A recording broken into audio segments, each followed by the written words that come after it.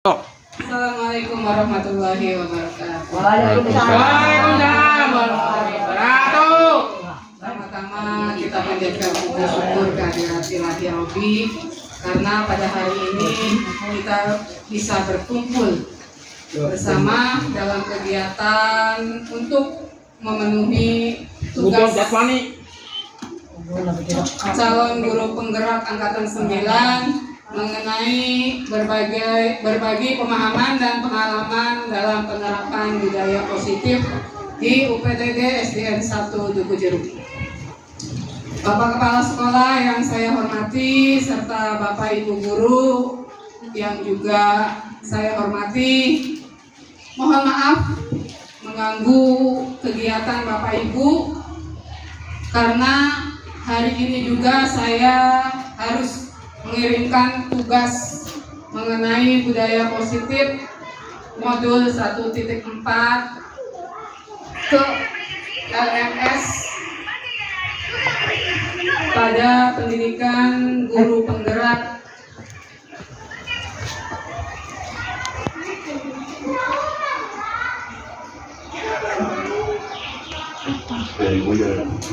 Baiklah Bapak Ibu, kita mulai saja. Untuk pembahasan materi saya, kebetulan saya mengambil tema mengenai berbagi pemahaman dan pengalaman dalam penerapan budaya positif. Maksud dari tujuan dari pengambilan tema yang tadi, yaitu yang pertama mengenalkan perubahan paradigma belajar, disiplin positif, motivasi diri manusia, posisi kontrol restitusi, keyakinan gelas, dan segitiga restitusi. Itu tema-tema yang akan saya jelaskan pada kesempatan ini. Yang kedua, menerapkan strategi disiplin positif yang memerdekakan siswa untuk menciptakan lingkungan sekolah yang aman dan berpihak pada siswa. Dan yang ketiga, bersikap kritis dan reflektif terhadap budaya positif di sekolah dan senantiasa mengembangkan sesuai dengan kebutuhan sosial dan emosional siswa. Itu tujuan dari pembelajaran materi modul 1.4. Selanjutnya ini mengenai perubahan paradigma. Di situ ada kepalan tangan. Ya, kepalan tangan itu menandakan bahwa semua posisi kontrol itu ada pada diri kita masing-masing. Ya, Bu. Sekarang tugas Anda di sini adalah menghafalkan salah satu tangan Anda. Bayangkan bahwa Anda menyimpan sesuatu yang sangat berharga di dalam kepalan tangan Anda. Anda harus menjaga benda tersebut sekuat tenaga karena begitu pentingnya untuk kehidupan Anda. Sekarang tugas rekan-rekan adalah mencoba dengan segala cara untuk membuka kepalan tangan itu. Ya. Dan teman boleh membujuk, menghardik, mengintimidasi, memarahi, menggoda, atau menggelitik, bahkan sampai menawari uang agar Anda bersedia membuka tangan Anda. Jadi itu posisi kontrol, Bu, mengenai posisi kontrol. Sekarang untuk pertanyaannya.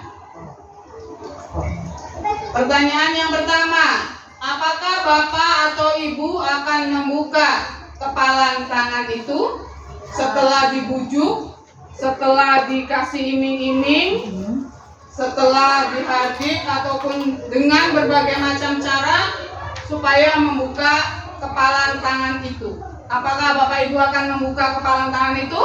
Ya. Ya. Ada yang jawab tidak, ada yang jawab tergantung. Tergantung itu lihat situasi dan kondisi. Yang kedua, Apakah Bapak Ibu akan tetap menutup tangan? Apa alasannya? Di situ Tangan untuk alasannya bisa berbuat sesuatu. mempertahankan. Ya. Jawabannya adalah mempertahankan harta yang paling berharga yang Bapak Ibu pegang. Ya.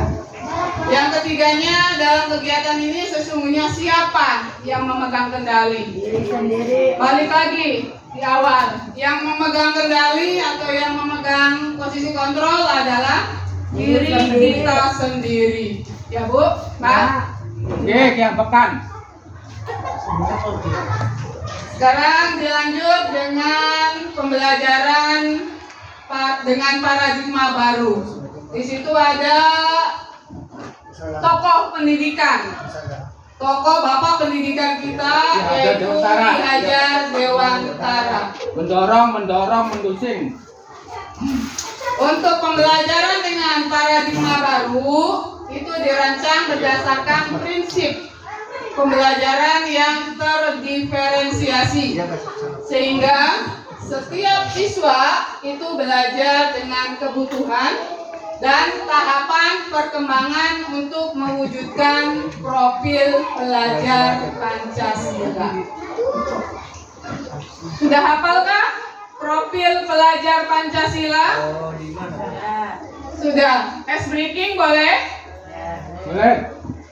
Mangga nyanyi lagu profil pelajar Pancasila dulu. Silakan Ibu Dwi. Harga Pancasila. Kita nyanyikan bareng-bareng lagu profil pelajar Pancasila. Ayo teman-teman nyanyi. Belajar Pancasila, beriman dan bertakwa pada Tuhan yang Esa dan berakhlak mulia, berkebinekaan global, gotong royong mandiri, kreatif dan bernalar kritis. Terima kasih Bapak Ibu yang sudah melakukan ice breaking. Kita lanjutkan kembali ke materi selanjutnya, yaitu tentang perubahan dari paradigma stimulus respon ke teori kontrol. Di sini ada miskonsepsi tentang teori kontrol dalam penerapan disiplin. Ya, jadi mengubah pandangan bahwa guru itu dapat mengontrol murid. Semua penguatan positif, efektif, dan bermanfaat, kritik dan membuat orang merasa bersalah itu dapat menguatkan karakter serta orang dewasa memiliki hak untuk memaksa. Itu adalah miskonsepsi. Ya, konsep yang tidak tersampaikan. Ya. Dilanjut dengan disiplin positif. Disiplin positif itu berasal dari bahasa Latin yaitu disiplina, yang berarti belajar. Di Indonesia, kata disiplin itu selalu dikaitkan dengan hukuman atau sanksi atau hal yang tidak menyenangkan. Ya. Sejalan dengan pemikiran Ki Hajar Dewantara dan Dean Goosen yang mengatakan bahwa disiplin itu bersifat self-disiplin. Ya, dari kita sendiri untuk mewajibkan melakukan disiplin. Terusnya, sebagai pendidik, kita harus mengubah pandangan negatif tentang disiplin dan menghilangkan kesan hukuman dan rasa tidak nyaman, dan mengubahnya menjadi menciptakan siswa yang merdeka.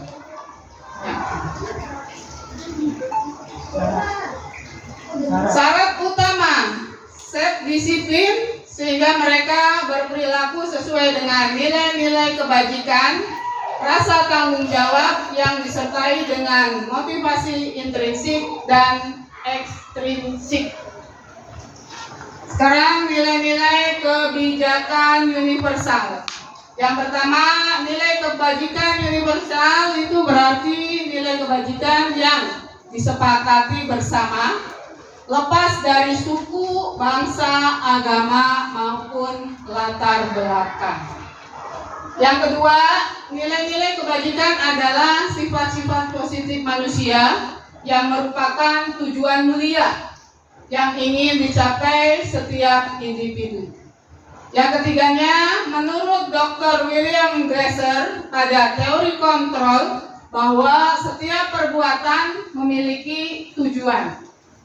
Nah, yang keempat, menurut Dean Gossen mengemukakan bahwa nilai-nilai kebajikan yang diyakini seseorang, maka motivasi intrinsiknya akan terbangun, sehingga mengerjakan motivasi dari dalam untuk mencapai tujuan mulia yang diinginkan. Yang kelimanya, nilai-nilai kebajikan yang diharapkan dapat dicapai oleh setiap anak Indonesia adalah profil pelajar Pancasila yang sudah dinyanyikan bersama-sama tadi. Sekarang contoh-contoh nilai kebajikan yang lainnya adalah saling menghargai, saling menghormati, dan empati. Dilanjutkan dengan kebutuhan dasar manusia. Ada 5 kebutuhan dasar manusia menurut Dr. William Glasser, bahwa seluruh tindakan manusia itu memiliki tujuan tertentu, yaitu untuk memenuhi kebutuhan dasarnya. Jika kebutuhan dasarnya terpenuhi dengan baik, murid akan tumbuh seimbang dan bahagia. Sebaliknya, jika kebutuhan dasar tidak terpenuhi dengan baik, maka seseorang akan mengalami emosi negatif, bahkan berbuat hal yang negatif, bahkan berbuat hal yang bertentangan dengan nilai-nilai kebajikan. Nah, sedangkan dari 5 kebutuhan dasar manusia itu, yang pertama adalah bertahan hidup. Bagaimana kita bisa bertahan hidup? Nah, yang keduanya adalah kasih sayang dan rasa diterima. Ya. Yang ketiga, penguasaan. Yang keempatnya adalah kebebasan, dan yang kelimanya adalah kesenangan. Itu adalah 5 dari kebutuhan dasar manusia. Lanjut tentang teori motivasi, hukuman, dan penghargaan serta restitusi. Yang pertama mengenai teori motivasi. Di sini menurut Dean Gossen, motivasi perilaku manusia itu yang pertama untuk menghindari ketidaknyamanan atau hukuman. Yang kedua, untuk mendapatkan imbalan dan penghargaan dari orang lain. Yang ketiga, untuk menjadi orang yang mereka inginkan dan menghargai diri sendiri dengan nilai-nilai yang mereka percaya. Itu teori motivasi. Sekarang yang keduanya adalah hukuman, konsekuensi, dan restitusi. Ini hukuman. Hukuman adalah konsep disiplin dengan identitas yang gagal. Ya, seperti 1. Menyakitkan. 2. Tidak nyaman. Yang ketiganya, murid menjadi takut. Yang keempatnya, memaksa. Yang kelima, murid menyembunyikan kesalahan. Itu contoh-contoh sikap dari hukuman, atau yang biasa disebut dengan konsep disiplin identitas yang gagal. Sekarang konsep disiplin dengan identitas sukses. Di sini ada konsekuensi dan ada restitusi. Untuk konsekuensi itu yang pertama adalah penguatan jangka pendek. Yang keduanya perlu adanya monitoring yang berkelanjutan. Yang ketiga adanya stimulus respon. Yang keempat, murid mematuhi aturan. Dan yang kelimanya, kehilangan waktu untuk merenungi kesalahan. Itu adalah konsekuensi dari konsep disiplin dengan identitas sukses. Untuk restitusinya, yang pertama itu murid bertanggung jawab untuk perilakunya. Yang keduanya, fokus pada pemecahan masalah jangka panjang. Yang ketiga, murid menghormati dirinya dan juga orang lain. Yang keempat, memiliki teori kontrol. Yang kelimanya, bersemangat untuk memperbaiki kesalahan. Sekarang mengenai pendekatannya. Pendekatan restitusi. Apa sih restitusi itu? Oh, nggak tahu. Restitusi adalah proses menciptakan kondisi bagi murid untuk memperbaiki kesalahan sehingga dapat mengembalikan pada kelompok dengan karakter yang kuat. Itu menurut Gosen tahun 2004. Sedangkan ciri-ciri restitusi yang pertama adalah bukan menebus suatu kesalahan. Yang keduanya adalah memperbaiki hubungan.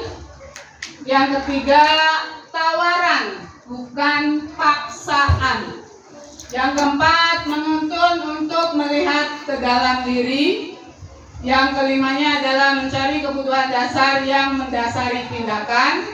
Yang keenam, fokus pada karakter, bukan tindakan. Dan yang terakhir adalah menguatkan dan fokus pada solusi. Yang terakhir, fokusnya pada solusi, pemecahan masalah. Sekarang ke perbedaan hukuman, konsekuensi, dan restitusi.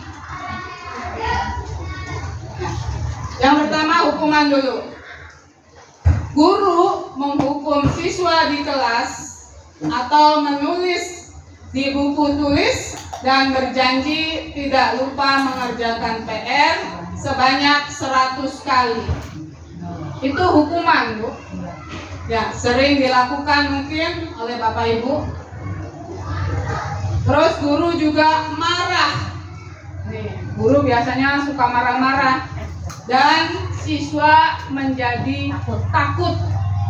Itu juga termasuk hukuman. Terus konsekuensinya apa?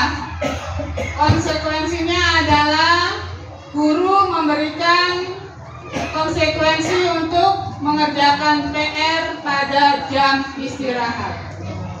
Ya. Yang keduanya, guru tegas dan siswa menghormati guru. Itu konsekuensi. Sedangkan restitusinya adalah guru menanyakan keyakinan kelas atau menanyakan diri dan membantu siswa. Itu restitusi.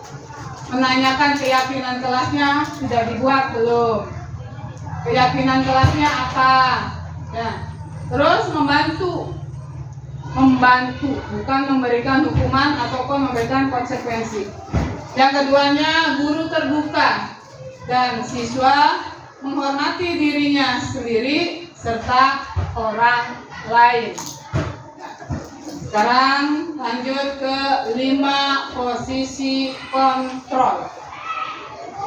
Yang pertama, penghukum. Nanti kita milih dulu, kita bacakan dulu, nanti Bapak Ibu silakan pilih. Sekarang posisi Bapak Ibu itu sebagai apa?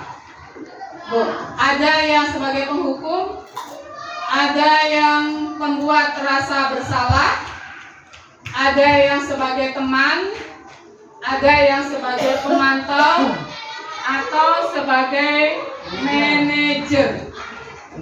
Sebagai penghukum sudah dilaksanakan? Sudah pernah dilaksanakan kan? Nah, pembuat rasa bersalah juga pernah dilaksanakan? Yang ketiganya sebagai teman. Sudah pernah apa sering? Sering. Yang keempatnya sebagai pemantau. Dilaksanakan atau sering? Sering pemantau. Dan yang kelimanya adalah sebagai manajer. Dari kelima posisi kontrol ini, yang sekarang Bapak Ibu laksanakan itu sebagai manajer. Kalau sebagai manajer itu sudah mencakup yang nomor 1 sampai nomor 4. Semuanya sudah tercakup ke posisi manajer, diborong KB. Lanjut, ini adalah contoh dari penerapan 5 posisi kontrol. Kasusnya adalah siswa datang terlambat. Mungkin di kelas Bapak Ibu sering menemukan hal seperti ini. Ibu, siswa sering datang terlambat atau ada siswa yang kesiangan. Ya. Sekarang sebagai penghukum. Pertama, penghukum itu pasti Bapak Ibu menanyakan, kamu selalu saja terlambat. Itu adalah kalimat yang sering terlontar oleh Bapak Ibu ketika ada siswa yang terlambat. Ya kan Pak, Bu? Ya. Yang keduanya adalah sebagai pembuat rasa bersalah. Kalimat yang sering dilontarkan yaitu, kamu kan sudah janji dengan ibu untuk tidak terlambat lagi. Tapi kenapa diulang? Ibu kecewa dengan kamu. Itu kata-kata yang sering keluar, yang sering diucapkan ketika melihat ada anak yang terlambat datang ke sekolah, sehingga membuat siswa itu merasa bersalah. Yang ketiga adalah sebagai pemantau. Di sini biasanya kalimatnya itu adalah, peraturan di sini apa? Apa konsekuensi tindakanmu? Ya, itu kata-kata yang sering terlontar. Yang keempat adalah sebagai teman. Kalau sebagai teman biasanya, ya sudahlah. Ya, tapi lain kali jangan diulang ya. Ya. Ya, itu kata-kata yang sering terlontar. Dan yang terakhir adalah sebagai manajer. Apakah kamu mengetahui kesalahanmu? Ini biasanya dengan menggunakan kata-kata yang bijak. Apakah kamu mengetahui kesalahannya? Apakah kamu mengetahui kesalahanmu? Ya. Terus bagaimana kamu akan memperbaikinya? Itu kata-kata yang bijak yang diucapkan oleh kita sebagai manajer.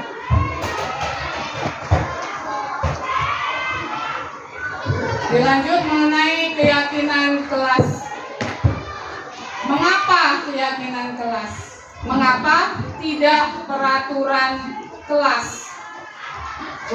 Dulu kita memakai peraturan kelas, yaitu berupa tata tertib. Ya. Sekarang dirubah menjadi keyakinan kelas. Sudah dibuat keyakinan kelas? Kesepakatan kelas? Sudah?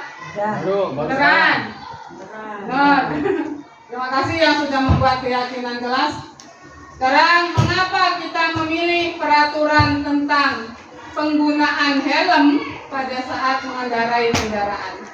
Dan mengapa kita memiliki peraturan tentang penggunaan masker dan mencuci tangan setiap saat? Jawabannya apa? Yang pertama, mengapa kita memilih peraturan tentang penggunaan helm pada saat mengendarai kendaraan? Untuk keselamatan. Betul, untuk keselamatan. Dan yang keduanya, mengapa kita memiliki peraturan tentang penggunaan masker dan mencuci tangan setiap saat? Untuk menjaga kesehatan. Untuk keselamatan apa untuk kesehatan? Kesehatan. Untuk menjaga kesehatan. Kesehatan. Lebih cenderung ke kesehatan. Dilanjut dengan ini adalah kegiatan membuat keyakinan kelas. Kebetulan yang saya ambil itu di kelas 5. Dan hasil kesepakatannya yang pertama itu jaga kebersihan ruang kelas. Ini kesepakatan, Bu. Kesepakatan yang dibuat oleh siswa. Ya, yang keduanya berkomitmen terhadap setiap tugas. Yang ketiganya, mari lakukan yang terbaik. Yang keempat, mari membantu kapanpun kita bisa. Ya, dan yang kelimanya adalah semangat belajar dan membaca. Itu adalah contoh kesepakatan yang dibuat oleh siswa-siswi kelas 5. Ya, Bu. Itu sebagai contoh saja. Sekarang mengenai bentuk dari keyakinan kelas. Keyakinan kelas itu lebih bersifat abstrak, ya, daripada peraturan yang lebih rinci dan konkret. Itu yang pertama. Yang kedua, keyakinan kelas hendaknya tidak terlalu banyak sehingga mudah diingat dan dipahami oleh warga sekolah. Yang ketiga, warga kelas hendaknya berkontribusi dalam pembuatan keyakinan kelas lewat kegiatan curah pendapat. Yang keempatnya, keyakinan kelas senantiasa dibuat dalam bentuk positif, yang positif-positif saja. Yang kelimanya, keyakinan kelas sesuatu yang dapat diterapkan di sekolah, di lingkungan sekolah. Dan yang keenamnya, bersedia meninjau kembali keyakinan kelas dari waktu ke waktu. Sekarang prosedurnya. Prosedur pembentukan keyakinan kelas. Yang pertama itu mempersilahkan warga sekolah atau murid untuk bercurah pendapat tentang peraturan yang perlu disepakati di sekolah atau di kelas.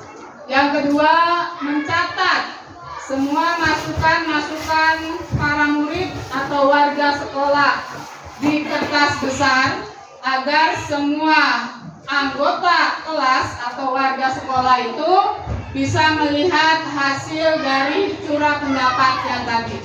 Yang ketiga, susunlah keyakinan kelas sesuai dengan prosedur pembentukan keyakinan sekolah atau keyakinan kelas, dan ganti kalimat-kalimat dalam bentuk negatif menjadi positif. Contohnya di sini adalah jangan berlari di kelas, itu diganti dengan berjalanlah di kelas. Nah, yang keempatnya adalah tinjau kembali daftar curah pendapat. Yang kelima, tinjau ulang keyakinan kelas atau keyakinan sekolah secara bersama-sama. Yang keenam, setelah keyakinan sekolah yang dibuat, maka semua warga sekolah meninjau ulang dan menyetujuinya. Dan yang ketujuhnya adalah keyakinan sekolah bisa dilekatkan di dinding kelas di tempat yang mudah dilihat oleh warga sekolah.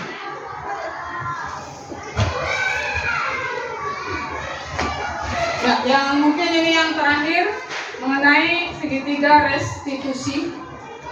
Ada 3, ini namanya segitiga. Ada 3. Yang pertama adalah menstabilkan identitas. Ya, yang keduanya adalah validasi tindakan yang salah.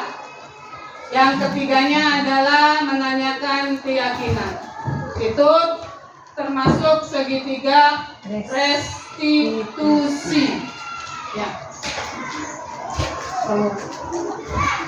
Sekarang mungkin ini adalah kesimpulan yang saya buat dari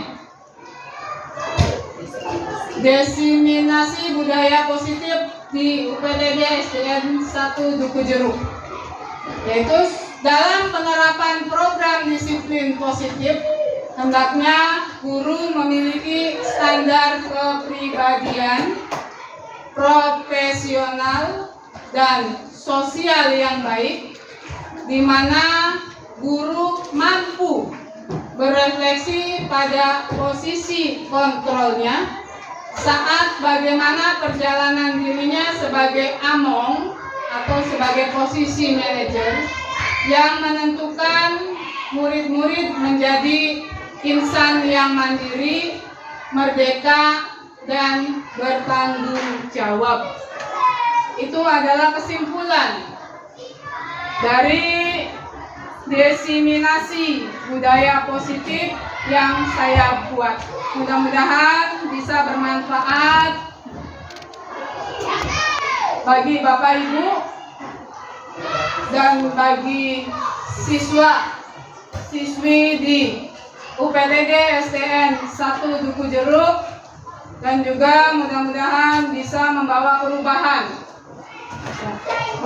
perubahan menjadi lebih baik dari yang sekarang atau dari yang sebelumnya. Mungkin itu saja yang bisa saya sampaikan. Selebihnya mohon maaf. Wabillahi taufiq wal hidayah. Wassalamualaikum warahmatullahi wabarakatuh. Waalaikumsalam warahmatullahi wabarakatuh.